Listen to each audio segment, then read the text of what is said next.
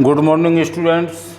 Today I will start a new chapter 11, that is work, energy and power, यानी कार्य, ऊर्जा और शक्ति। देखो पहले इसका थोड़ा इंट्रोडक्शन ये समझ लो कि दैनिक जीवन में हम कोई भी कार्य करते हैं या कोई भी एक्टिविटीज़ करते हैं तो हम देखते हैं, चाहे वो हम स्टूडेंट्स हैं, किसी किताब को एक स्थान से दूसरे स्थान पर उठा करके रखना है, सुबह कुएं से पानी निकालना है, गाड़ी स्टार्ट करनी है, तो हर जगह हमें ऊर्जा की आवश्यकता पड़ती है। वैसे तो कार्य करने की शक्ति को ऊर्जा कहते हैं, तो पहले कार्य को यानी वर्क को समझना आवश्यक है। अब कार्य क्या है ये समझो। हाँ, भोजन पकाने के लिए ऊर्जा, एनर्जी जो मिलती है वो ईंधन से मिलती है, लेकिन वहाँ एफिशिएंसी ज़्यादा होती है। लकड़ियों से भी, ईंधन से भी ऊर्जा हमें मिलती है। जो हमें भोजन जब हम करते हैं तो शारीरिक शक्ति यानी ऊर्जा हमें जो प्राप्त होती है वो हमें भोजन से प्राप्त होती है, और भोजन को पकाने के लिए ऊर्जा जो है फ्यूल से तैयार होती है। लेकिन मशीनरी से जो काम किया जाता है उसमें एफिशिएंसी हो जाती है और सेविंग ऑफ द टाइम यानी टाइम की बचत भी हो जाती है, वहाँ कार्य हमारा जल्दी हो जाता है। तो कार्य क्या है? कार्य जो है बल का उपयोग करके हम किसी वस्तु को विराम अवस्था में, यानी ये लिख रहा हूँ पहले, ये कंडीशन दूसरी है, बल का उपयोग करके, बल का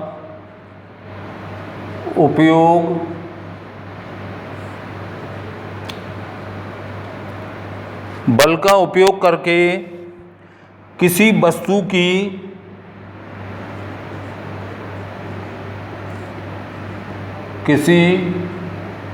की विराम अवस्था यानी इनिशियल स्टेज, विराम अवस्था में परिवर्तन कर सकते हैं। विराम अवस्था में परिवर्तन करना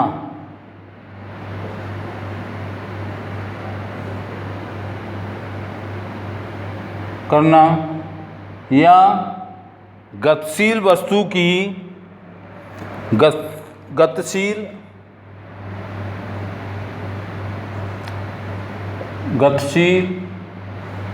वस्तु के वेग में परिवर्तन करना, वेग में परिवर्तन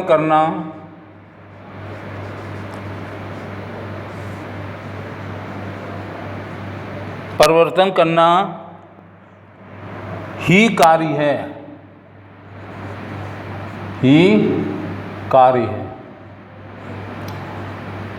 मान लो कोई बॉलर बॉलिंग कर रहा है तो वो उसके गेंद जो है हाथ में है और बॉलिंग कर देगा, तो विराम अवस्था में वो वस्तु, बॉल जो है उसके बॉलर के हाथ में विराम अवस्था में है। अब वो मतलब जो है फेंकेगा तो वो गतिशील अवस्था में आ जाएगी, लेकिन बैट्समैन जो है उसके वेग में परिवर्तन कर देता है। यही क्या है? कार्य है। तो वर्क को जो डिफाइन करते हैं वैज्ञानिक अगर दृष्टि से देखें हम, तुम किससे?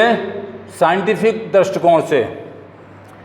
तो वैज्ञानिक दृष्टिकोण से, वैज्ञानिक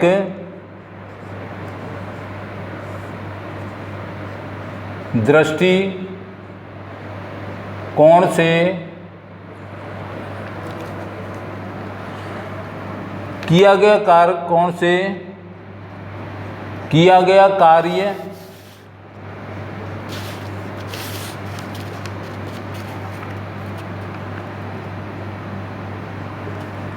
कार्य बल एवं बल की दिशा में, किया गया कार्य बल एवं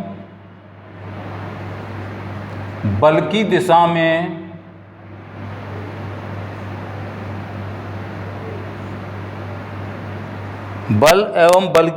में उत्पन्न विस्थापन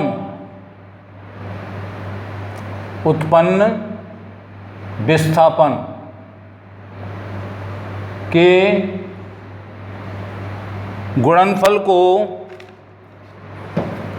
विस्थापन के गुणनफल को यानी प्रोडक्ट गुणा गुणनफल को कार्य कहते हैं।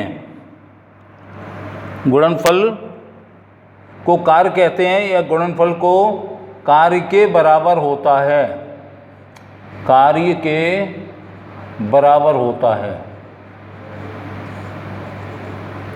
हमने ये ऊपर जो लिखा हुआ है, यानी ये जो बल है, कार्य जो हमारा है, ये तो हो गया फोर्स यानी कि बल जो हमने लगाया वो, और displacement in the direction of the force यानी कि बल की दिशा में विस्थापन करना। बल की दिशा में बल लगाया तो डिस्प्लेसमेंट यानी कि विस्थापन जो होगा वो बल की दिशा में ही होगा। फॉर एग्जाम्पल, हम इस टेबल को अगर धक्का देते हैं तो धक्का देने पर उसमें विस्थापन होगा यानी दूरी उत्पन्न होगी, तो उनका जो गुणनफल आता है किसका, बल का, और विस्थापन का जो गुणनफल होता है वो वर्क कहलाता है। यानी वर्क बराबर जो होता है वो W=Fs होता है। इस सूत्र से हम कोई भी सवाल भी दे दे तो उसको मतलब इससे किए गए कार्य की गणना यानी W का मान ज्ञात कर सकते हैं। यहाँ पर एक चीज़ बता दूँ तुम्हें कि जब तक हम संपर्क में रहेंगे वस्तु को गतिशील कर देंगे, और अगर हमारे हाथ संपर्क में है धक्का देते समय, पुश करते समय, तब तक ही उसको बल माना जाएगा। उसके बाद अगर उसको छोड़ दें और वो गतिशील ही रहे तो वो हमारा फोर्स उतना नहीं कहलाएगा। जो हमने शुरू में लगा दिया वही फोर्स कहलाएगा। यानी वस्तु को क्या करना है, गतिशील करना है। किस अवस्था से, विराम अवस्था से, और ये कार्य करेंगे तो W कार्य कहलाता है, और W बराबर होता है Fs। अब एक चीज़ यहाँ ध्यान ये रखनी है, अब तुम्हें कोई सवाल अगर दे दे, कोई गणनात्मक प्रश्न यानी न्यूमेरिकल दे दे, तो किसी गिनती के संग में जूल लगा है तो समझ लेना वो वर्क उसने दे दिया यानी W का मान दे दिया। बल यानी F ये जो दे दे तो इसके संग में, गिनती के संग में क्या लगा होगा शब्द, न्यूटन लगा होगा। अब न्यूटन लगा होगा और S जो होगा उसका जो कोई गिनती होगी उसके संग में मीटर या किलोमीटर या सेंटीमीटर कुछ भी लगा हो सकता है। लेकिन ये तीनों का कॉम्बिनेशन है। जब भी हम W की कार्य की गणना करेंगे तो जो उत्तर निकालेंगे उसके उत्तर के संग हम क्या लिख देंगे, जूल। यहाँ पर कितनी राशियाँ हैं, 1 2 3 राशियाँ हैं। 2 राशि हमें ज्ञात होंगी और 1 राशि अज्ञात, यानी 2 राशियाँ इसमें सूत्र में रख देंगे और तीसरी राशि को हम ज्ञात करेंगे। लेकिन फिर ये बात ध्यान रखना कि मतलब जो जूल होगा तो W के गिनती के संग में जूल लिखा हो तो वो W का मान है, गिनती के संग में न्यूटन लिखा हो तो F का मान है, और अगर गिनती के संग मीटर लिखा है तो वो किसका मान होगा, S का मान होगा। तो ये हमारा पहली कंडीशन है कि बल लगाने पर बल की दिशा में, बल जिस दिशा में लगाया जाता है, डायरेक्शन, ये शब्द लिखा हुआ है डायरेक्शन। तो बल जब लगाते हैं तो बल की दिशा में वस्तु में विस्थापन होता है। विस्थापन होना जरूरी है तभी वो किया गया कार्य माना जाएगा। जैसे अगर मान लो तुमसे कहें इस दीवार में वही धक्का लगाओ, जैसे मेज में लगा दिया तुमने, अगर दीवार में धक्का लगाने को कहो तो दीवार में डिस्प्लेसमेंट नहीं होगा यानी विस्थापन नहीं होगा, अर्थात दीवार नहीं सरकेगी वस्तु। अब विस्थापन क्या हुआ, शून्य। विस्थापन क्या होगा, शून्य। और जब शून्य का किसी से मल्टीप्लाई करते हैं तो शून्य ही आता है। तो इसका मतलब वैज्ञानिक दृष्टि ये कहती है कि मतलब हमने दीवार में धक्का लगाया, उस दीवार में कोई भी विस्थापन नहीं होता है तो किया गया कार्य शून्य होगा, अर्थात हमारा बल जो भी लगाए चाहे पसीना निकल आए वो बेकार माना जाएगा, कोई भी कार्य नहीं होगा। दूसरी कंडीशन ये है, if the direction force is different, then the direction of component of the object, then the component of force along the direction of the displacement is used to calculate work। यानी कार्य की गणना करने के लिए हमें क्या करना पड़ेगा, यदि बल की दिशा वस्तु के विस्थापन की दिशा से अलग है, डिफरेंट, ये क्या है, डिफरेंट, इज डिफरेंट, ये मतलब बल हम इधर लगा रहे हैं और वस्तु ये रखी हुई है, लेकिन विस्थापन दूसरी दिशा में हो रहा है, तो मतलब क्या होगा, वहाँ पर विस्थापन की दिशा में बल के घटक द्वारा किया गया कार्य भी ज्ञात किया जा सकता है। अब उसको कैसे ज्ञात करेंगे, जैसे मान लो वहाँ कोई ना कोई एंगल बनेगा बीच में, एंगल क्या बनेगा, जैसे मान लो ये हमारा कोई ऑब्जेक्ट है, ये ए स्थान पर है और इसमें हमने ये फोर्स लगाया, बल लगाया, तो ये बी स्थान पर आ गया।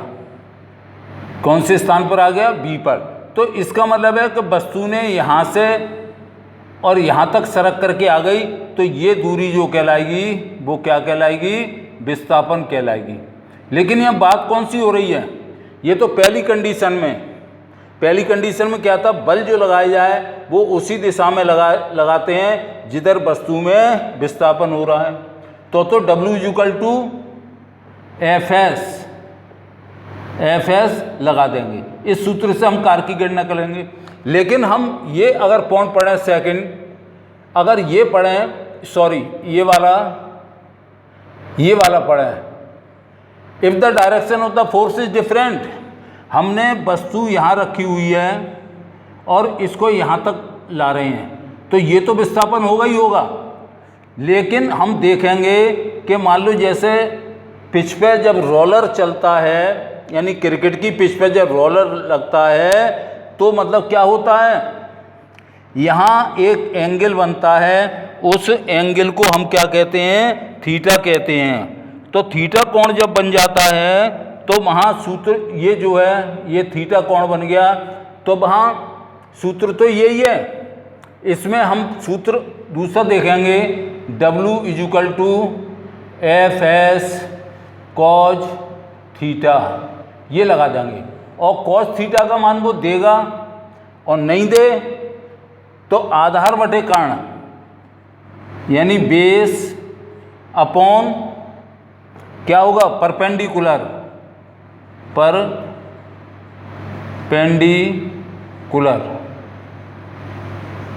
यानी इसका मतलब हो गया आधार बटे कर्ण, और आधार बटे कर्ण ही क्या होता है, कॉज थीटा होता है, कॉज थीटा होता है। अगर मान लो वो कोई सवाल देता है और सवाल में वो कॉज थीटा का मान दे देता है, तो हम क्या करेंगे, मतलब सूत्र तो वही लगाएंगे, लेकिन जो है मतलब हम साइन कॉज की टेबल देखेंगे।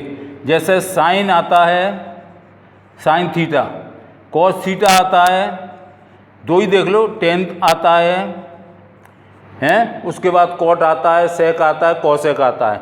लेकिन sine 0 degree, 30 degree, 45 degree, 60 degree और 90 डिग्री। अब हम साइन थीटा का मान ये देखते हैं, साइन 0 का मान क्या होता है, 0, 30 का मान 1/2, 45 का मान 1/√2, और ये क्या हो जाता है, √3/2, और साइन 90 का मान होता है 1। अब इसी से कॉज के मान निकाल सकते हैं, वैसे तो वो दे देगा तुम्हें, तो ये वाला 1 इधर आ जाएगा, ये √3/2 इधर आ जाएंगे, ये यहीं रहेगा, ये यहाँ आ जाएगा 1/2, और ये 0 इधर आ जाएगा। ये यहाँ बनाया है। अगर वो कॉज 90 देता है तो मतलब हमने कोई भी कार्य नहीं किया। यहाँ तो थीटा का मान साफ दिखाई दे रहा है, कुछ ना कुछ होगा, 30 डिग्री या 60 डिग्री, वैसे तो 60 डिग्री लग रहा है, कहीं ये परपेंडिकुलर हो जाए। कुएं से पानी निकालते हैं हम, तो हम क्या होता है, कुएं से पानी खींचेंगे तो ये जैसे रस्सी होती है और ये बाल्टी कुएं में लटकी हुई है, तो यहाँ जो कोण बनेगा वो थीटा बनेगा, ये हमारा विस्थापन हो जाएगा। अब यहाँ पर ये सूत्र जब लगा देते हैं तो हमारी तीसरी कंडीशन आती है। तीसरी कंडीशन क्या आती है? यदि बल की दिशा में वस्तु के विस्थापन की दिशा से अलग हो, ये वाली पहले कंडीशन समझो। तो ये सूत्र लगेगा W = Fs cos थीटा। तो W जो है वो क्या है?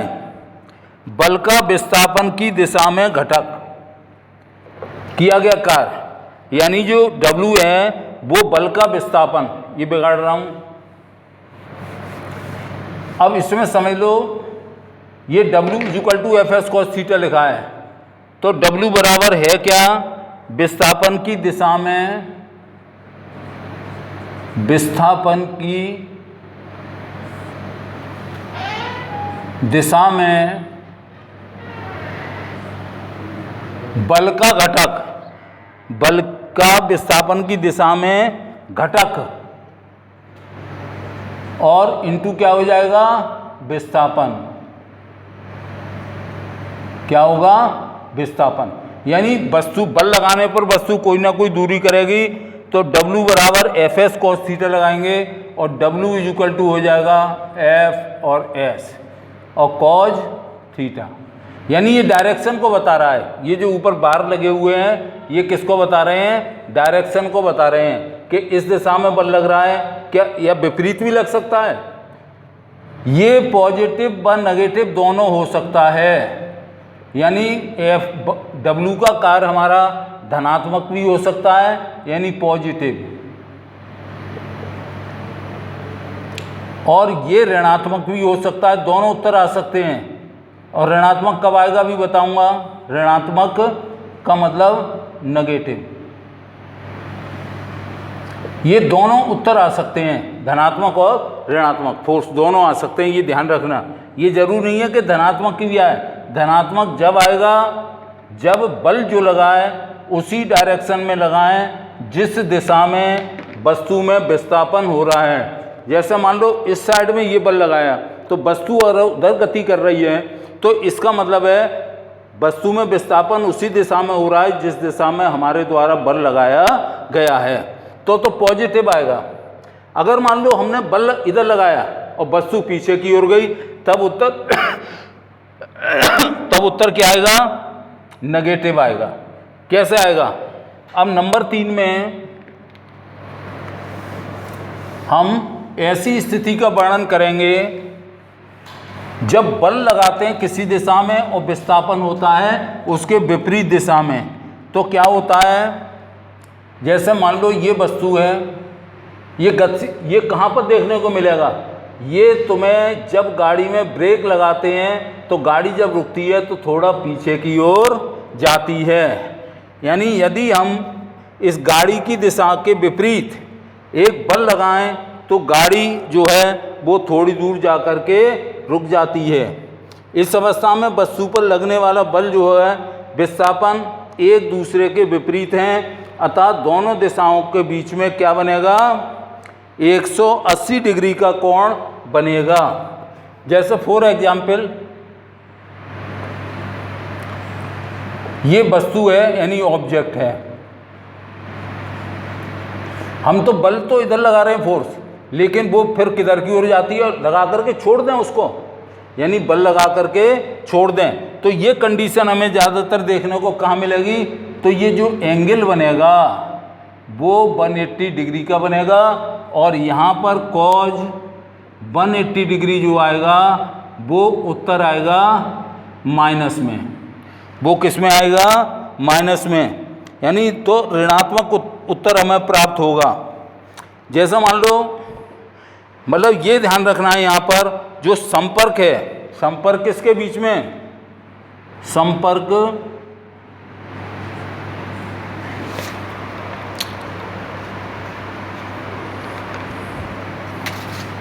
बल और वस्तु के बीच में, बल व वस्तु, इनके बीच में ये संपर्क यानी स्पर्श अवस्था में जरूर होना चाहिए, होना आवश्यक है, होना आवश्यक है, आवश्यक यानी necessary, contact is necessary between force and object, ये मतलब हाथ से छूते रहेंगे। मैंने शुरू में ही बता दिया था, हम किसी वस्तु में धक्का देते हैं तो हमारे हाथ उस वस्तु को स्पर्श करेंगे तो जितना बल लगाया वो माना जाएगा। उसके बाद अगर छोड़ देंगे तो हमारा संपर्क हट जाएगा। उस समय हम बल की गणना वही करेंगे जो हमारी पहली लगी हुई है। तो ये ध्यान रखना कि यहाँ पर सूत्र जो लगेगा तो कॉज ये मान होगा 0, और 0 जो होता है ना माइनस का होता है और ना प्लस का होता है, क्योंकि कॉज ये 180 जो बराबर होता है वो क्या होता है -1। तो हमारी जो गणना होगी यानी किया गया कार्य जो होगा वो ऋणात्मक प्राप्त होगा। जैसे मान लो जब कोई गाड़ी चल रही है और ड्राइवर जो है वो ब्रेक लगा देता है, तो ब्रेक लगाने पर वो गाड़ी तो आगे ही जाती है लेकिन वो थोड़ा पीछे की ओर आती है लौट करके। इसलिए उसमें बैठी सवारियां क्या है, जब गाड़ी रुकती है या गाड़ी चलती है, न्यूटन के नियम तुमने पढ़े होंगे, उसके हिसाब से लगा लो। इसी प्रकार से मान लो ये W=Fs या W=Fs cos थीटा, उसी कंडीशन में हम लगाएंगे जब वस्तु गतिमान है, किस पर, सड़क पर गतिमान है। अब एक ऐसी कंडीशन का वर्णन करेंगे, अगर मान लो वस्तु ऊपर से नीचे की ओर गिर रही है, तो वस्तु ऊपर से नीचे की ओर गिर रही है तो उसमें क्या होगा, ये चौथी कंडीशन ये है। इसी प्रकार m द्रव्यमान की वस्तु को, यानी जो ऑब्जेक्ट है वो m द्रव्यमान की वस्तु को h ऊंचाई से, हाइट यानी ऊपर से नीचे लेंगे तो थोड़ी कंडीशन बदल जाएगी, f ऊंचाई से गिराते हैं, तो वहाँ पृथ्वी का गुरुत्वीय बल काम में करता है। और वो गुरुत्वीय बल जो काम करेगा वो वहाँ पर सूत्र थोड़ा चेंज हो जाएगा, वहाँ F क्या हो जाएगा mg। तो h ऊंचाई से पृथ्वी की ओर गिरती है, पृथ्वी की ओर गिरती है। ध्यान रखना वहाँ पर जो सूत्र लगे थे वो जमीन पर यानी समतल पर कोई वस्तु सड़क पर गतिमान है तब हमारा लगा था W=Fs, या उनके बीच में कोण आ गया तो W=Fs cos थीटा लगेगा। और मैंने दो कंडीशन बताई थी इसमें, धनात्मक और ऋणात्मक। हमें पॉजिटिव आंसर भी मिल सकता है और नेगेटिव भी मिल सकता है। पॉजिटिव कब मिलेगा, जब हम बल जो है उसी दिशा में लगा रहे हैं जिस दिशा में हमने बल लगाया उसी में विस्थापन हो रहा है, तो धनात्मक होगा उत्तर। और अगर बल लगाने के पश्चात वस्तु को रोक दें तो वो थोड़ा पीछे की ओर आती है, वहाँ पर क्या हो जाएगा ऋणात्मक। क्योंकि मैंने ये लिखा था यहाँ पर cos 180 बराबर जो होता है 180 बराबर -1 होता है। अब तो पृथ्वी के जी के कारण वस्तु पर जो कार्यरत बल होगा, गिरती है तो पृथ्वी के गुरुत्वीय त्वरण के कारण, गुरुत्वीय त्वरण के कारण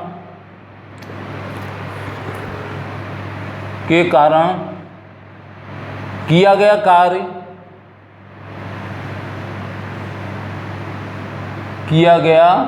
कार्य W यानी फोर्स जो होगा F क्या होगा mg होगा। F तो फोर्स है, ये ध्यान रखना। किया गया कार्य F बराबर मान लिखा है mg, m का मतलब द्रव्यमान वस्तु का मास और ये ग्रेविटेशनल फोर्स यानी गुरुत्वीय त्वरण। ये बात ध्यान रखना सवाल करते समय, g का मान जो होता है वो 10 मीटर पर सेकंड स्क्वायर होता है। अगर वो एक्यूरेट जो होता है वो 9.8 मीटर पर सेकंड स्क्वायर होता है। ये एक्यूरेट वैल्यू है, लेकिन अगर वो दे दे तो वही लगाना है, नहीं दे तो तुम ये वाली वैल्यू भी पुट ऑन कर सकते हो। अब मैंने सूत्र क्या लगा था, W=Fs लिखा था। अब h ऊंचाई से गिराते हैं वस्तु को, h ऊंचाई से गिराने का मतलब है उसने यहाँ से मैंने ये पेन छोड़ा, अब पृथ्वी तक की जो दूरी है वो अब ऊंचाई कहेंगे उसको, हैं, तो वहाँ पर क्या हो जाएगा, f की जगह क्या आ जाएगा, h आ जाएगा। और f बराबर मैंने क्या लिखा है, mg। तो किए गए कार्य की गणना W=mgh से करेंगे, यानी यहाँ लिख दे रहा हूँ किससे करेंगे, W=mgh। m यहाँ पर क्या है, मास, m=मास, g क्या है, गुरुत्वीय त्वरण यानी ग्रेविटेशनल फोर्स, और h क्या है, हाइट है। अब ये मतलब ये लगाने के पश्चात हम उत्तर के साथ में चूंकि कार्य की गणना कर रहे हैं तो उत्तर के संग हम क्या लगाएंगे, जूल ही लगाएंगे।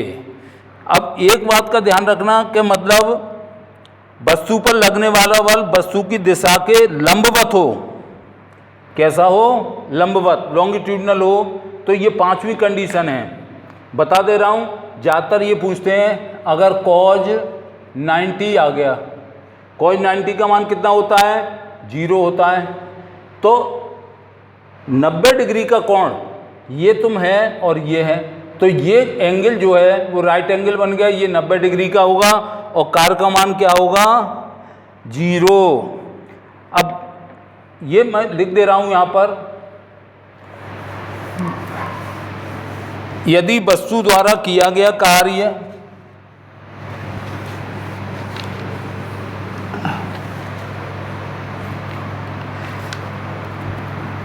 यदि वस्तु पर लगने वाला बल, यदि वस्तु पर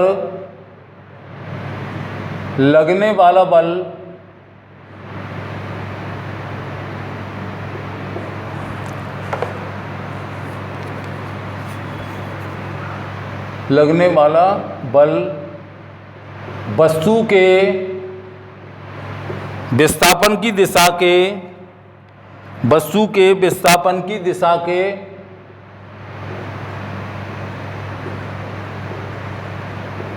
विस्थापन की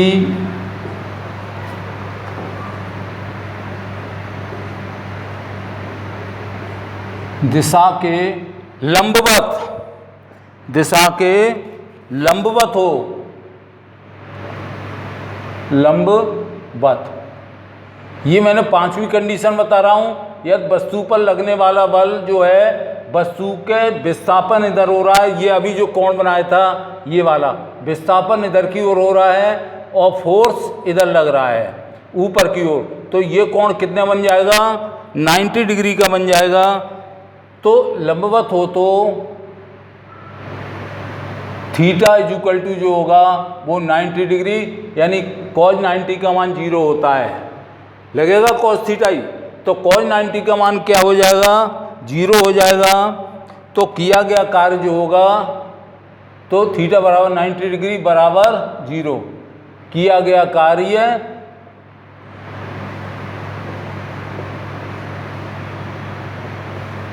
शून्य, किया गया कार्य क्या होगा, शून्य हो जाएगा। क्यों होगा, क्योंकि थीटा का मान 90 डिग्री है और cos 90 का मान कितना होता है, 0 होता है।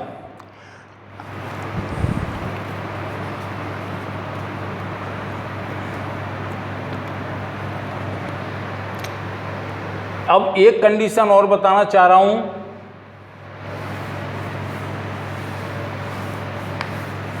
अब यहां ये देखो, जब वस्तु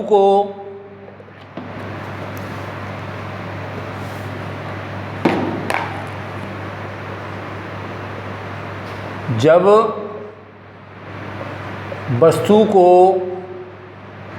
समतल पर या जब वस्तु को समतल धरातल पर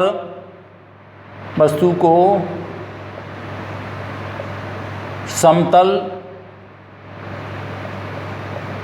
धरातल पर ए बिंदु से बी बिंदु तक, ए बिंदु से बी बिंदु तक, ये मान लो ये कोई वस्तु है, ऑब्जेक्ट है हमारा, ये हमारा ए पॉइंट है और ये पॉइंट क्या है बी, लेकिन होना कैसा चाहिए प्लेन। तो यह फ्रिक्शन काम करेगा, यानी कि घर्षण कार्य करेगा।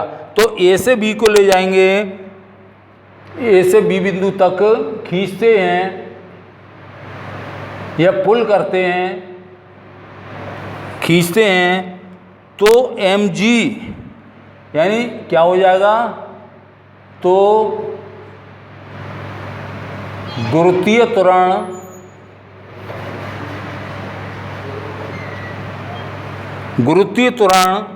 द्वारा कोई कार्य नहीं होता है, गुरुत्वीय त्वरण द्वारा कोई कार्य नहीं होता है, कोई कार्य नहीं होता है। यानी हम भी अगर खड़े हुए हैं तो पृथ्वी पे नीचे की ओर हमारा बल लग रहा है, वो कहलाएगा mg, यानी गुरुत्वीय त्वरण ये होगा हमारे बल के बराबर, के भार के बराबर होता है। और इस वस्तु पर भी नीचे की ओर काम कौन करेगा, mg ही कार्य करेगा, यानी घर्षण बल के विरुद्ध कार्य। कौन से, घर्षण बल के विरुद्ध, विरुद्ध कार्य। कैसे, मान लो हम दो हथेलियों को इस प्रकार से रगड़ते हैं, इस प्रकार से रगड़ते हैं कि संपर्क, कांटेक्ट जरूर रहता है। ये मान लो हमने ये कर लिया, तो समतल धरातल पर जब ये वस्तु है और ये हम खींच रहे हैं, तो इसका मतलब है धरती से या समतल भूमि से, और दूसरा ऑब्जेक्ट होगा बस है, मान लो ये चल रही है, तो उसके टायर जमीन पर रगड़ते हुए जाएंगे तो वो फ्रिक्शन होगा, तो ये कार्य जो होगा वो घर्षण बल के विरुद्ध होगा। अब यहाँ और समझना है, घर्षण बल के विरुद्ध, तो ये विरुद्ध शब्द जो लगाया है या विपरीत जो होगा, इसका मतलब क्या हुआ, इसका मतलब ये हुआ कि हम तो इधर की ओर जाएंगे, यानी वो बस तो आगे जाएगी, लेकिन वो बल, घर्षण बल जो है वो विपरीत दिशा में लगेगा, यानी फ्रिक्शन फोर्स जो है वो विपरीत दिशा में लगेगा। इसलिए वहाँ पर जो किया गया कार्य होता है वो mg का बराबर होता है।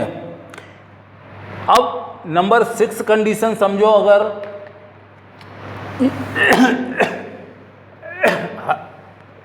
हर कंडीशन में कार्य के अलग अलग बता दे रहा हूं मैं, लेकिन बस ज़्यादातर अगर एक नंबर का क्वेश्चन आए वो का थीटा डिग्री अगर 90 डिग्री बनता है तो लिख देना cos theta is equal to 0, इसलिए there is no work will be object and displacement, यानी विस्थापन के बीच में जो कोण बनेगा अगर उसको cos 90 होगा। अब मान लो कोई वर्तुल गति है, वर्तुल का मतलब सर्कुलर पाथ, ये जो है ये कितना हो गया 90 डिग्री। जैसे हम धागा एक ले लें, एक पत्थर बांध दें और उसको घुमाएं, ये उंगली है हमारी, ये धागा बंधा हुआ है और ये घूमेगा, तो ये सर्कुलर पाथ होगा। तो वर्तुल गति में क्या होगा, इसको कहते हैं सर्कुलर मोशन। वर्तुल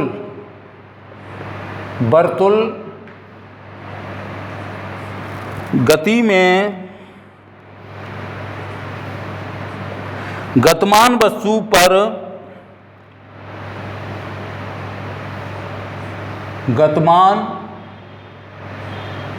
पर एक बल होता है अवकेंद्र बल, तो गतिमान वस्तु पर अवकेंद्र बल, सेंट्रीफ्यूगल फोर्स, अवकेंद्र बल,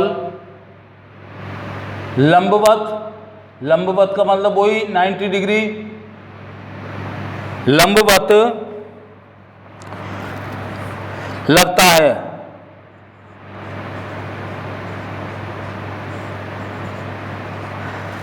तो अतः अवकेंद्र बल द्वारा कोई कार्य नहीं होता है। अतः ये लिख दो यहाँ पर, अतः अवकेंद्र बल द्वारा, अवकेंद्र बल द्वारा कोई कार्य नहीं होता है, कोई कार्य नहीं होता है।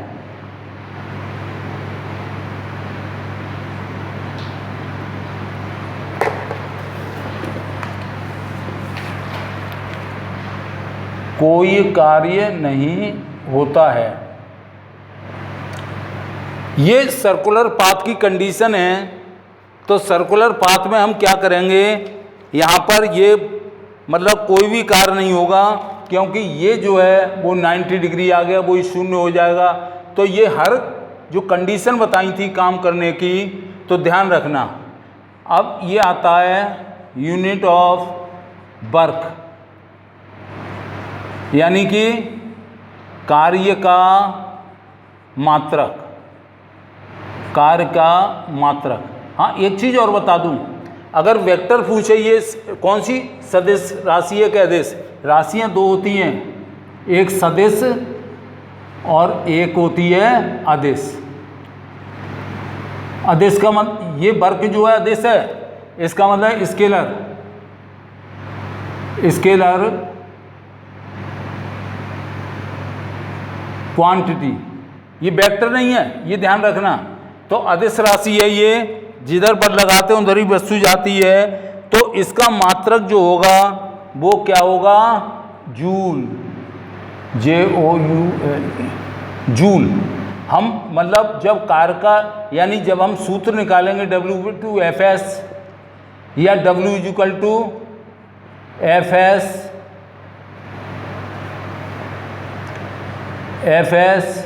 cos थीटा या W/mgh,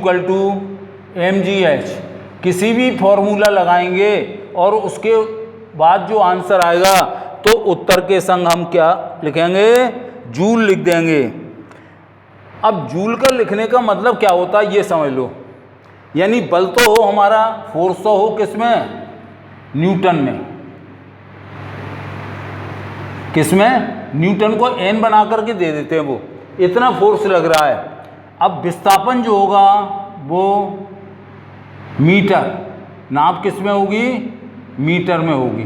तो ये ध्यान रखना, अगर बल जो है न्यूटन में दे रहा है और s यानी विस्थापन, सब्स्टिट्यूशन या डिस्प्लेसमेंट जो दे रहा है वो मीटर में दे रहा है, तो हम उत्तर के संग में क्या लगाएंगे? जूल लिख देंगे। अगर मान लो वो ये सूत्र है हमारा, ये वाला, हमने जूल लिखा उत्तर के संग में। अगर मान लो वो 1 जूल को डिफाइन करा है कि 1 जूल क्या है, तो 1 जूल बराबर होगा 1 न्यूटन इंटू 1 मीटर बराबर 1 न्यूटन इंटू 1 मीटर हो गया। अब यहाँ पर ये ध्यान रखना है, ये 1 जूल को, ये तो तुमने फॉर्मूला से लिख लिया। अगर बल भी 1 न्यूटन का है और विस्थापन भी 1 मीटर का है तो वो एक ही उत्तर आएगा। यानी n की जगह 1 लिखेंगे, m की जगह 1 लिखेंगे, 1 बन जा 1, तो वो 1 जूल हो गया। तो 1 जूल का मतलब क्या हुआ? यानी किसी वस्तु को 1 न्यूटन बल से 1 मीटर का विस्थापन कर दें। अगर इसको पूरा लिखना हो तो किसी वस्तु पर, ये मैं लिख दे रहा हूँ यहाँ पर, जब किसी वस्तु पर 1 न्यूटन का, 1 न्यूटन का बल लगाया जाता है,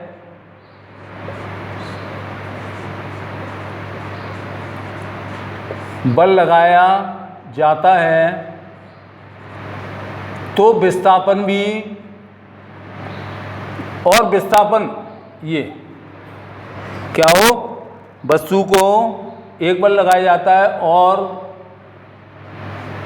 वस्तु को यानी ऑब्जेक्ट को 1 मीटर, कितना? 1 मीटर, 1 मीटर विस्थापित किया जाए, यानी सब्स्टिट्यूट विस्थापित किया जाए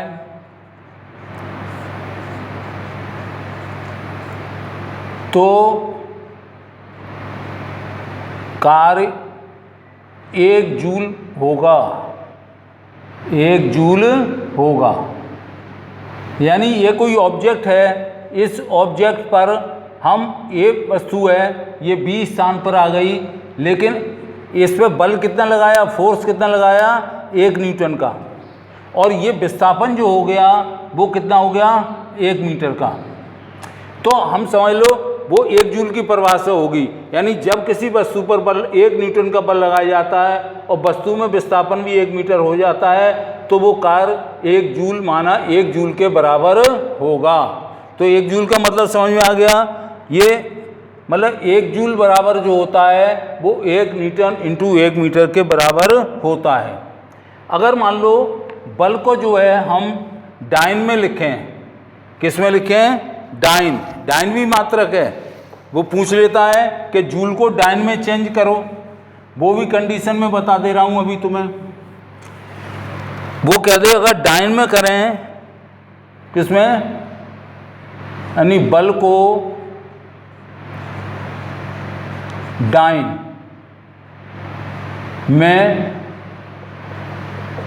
वैसे तो हम क्या लगाते हैं, जूल, लेकिन अगर डाइन लिखना हो, बल क्या है, न्यूटन, तो न्यूटन की जगह हम डाइन करें तो क्या होगा, जैसे MKS सिस्टम होता है एक, MKS यानी मीटर किलोग्राम सिस्टम, तो वहाँ नाप तो जो वजन देता है वो देता है, दूरी देता है वो M में देता है, वजन किलोग्राम में देता है, तो उसके संग में न्यूटन लगा देंगे।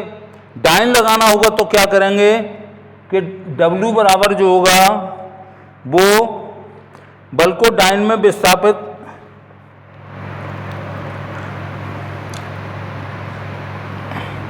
यानी कि यहाँ विस्थापन को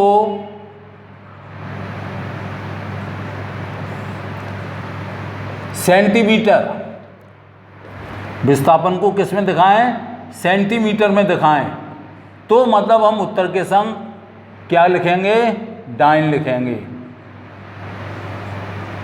बस जूल नहीं लिखा जाएगा, क्या लिखा जाएगा, डाइन। बल का कार्य का मात्रक क्या होगा, और अगर सेंटीमीटर में दे दी दूरी, वजन ग्राम में दे दिए, यानी किलोग्राम की जगह ग्राम में दे दिए, तो फिर मतलब जो है उसके संग में अर्ग लिखा जाएगा, ERG, क्या लिखा जाएगा, अर्ग। इसी चीज़ को एक बार फिर समझ लो कि मतलब अगर हम बल को डाइन में, विस्थापन को, बल को डाइन में हमें व्यक्त करना है तो विस्थापन को सेंटीमीटर में दिखाया जाए तो कार्य का मात्रक जो है अर्ग होगा, यानी W जब हम निकालेंगे तो उत्तर के संग हम क्या लिख देंगे, अर्ग लिख देंगे, ERG,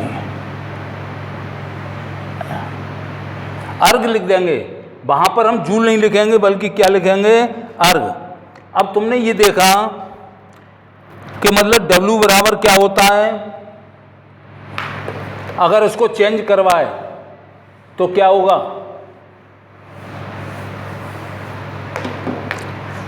पहले हम लिख रहे हैं W बराबर 1 न्यूटन इंटू 1 मीटर, 1 मीटर लिख दिया।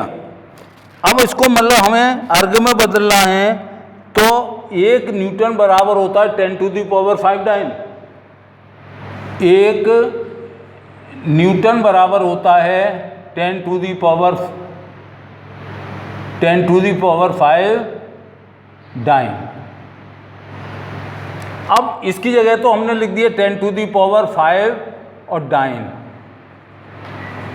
और मीटर को किस में दे दिया, सेंटीमीटर में करेंगे, तो वहाँ से देखो यानी विस्थापन जो है सेंटीमीटर में दिखाएं तो 1 मीटर चूँकि 1 मीटर = 100 cm, तो इसकी जगह क्या लिख देंगे, 100 cm लिख देंगे। तो ये इसको ऐसा भी लिख सकते हैं W is equal to 10⁵ into 10⁻²। यहाँ 2 जीरो हैं तो 10 के ऊपर 2 की पावर आ गई, इंटू डाइन और इंटू सेंटीमीटर। तो गुणा में घातांक जुड़ती हैं, ये ध्यान रखना। तो किया गया कार्य बराबर क्या होगा, 10⁵ प्लस 2 और डाइन इंटू सेंटीमीटर। तो ये हो गए 10⁻7 हो गए, और डाइन इंटू सेंटीमीटर जो है वो किसके के बराबर होगा, अर्ग के बराबर होगा।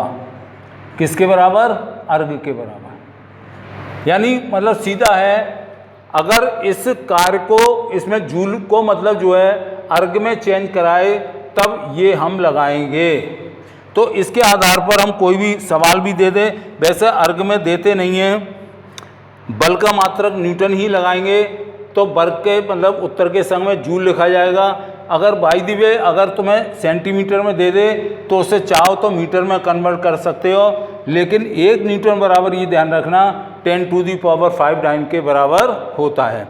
कल मैं इसके नेक्स्ट वीडियो में मैं इसके कुछ संबंधित न्यूमेरिकल क्वेश्चन कराना चाहता हूँ, तो उसको देख करके आएँ। मैंने इस पाठ की PDF आपको भेज दी है, उसको अभी पढ़ते रहें। Thank you.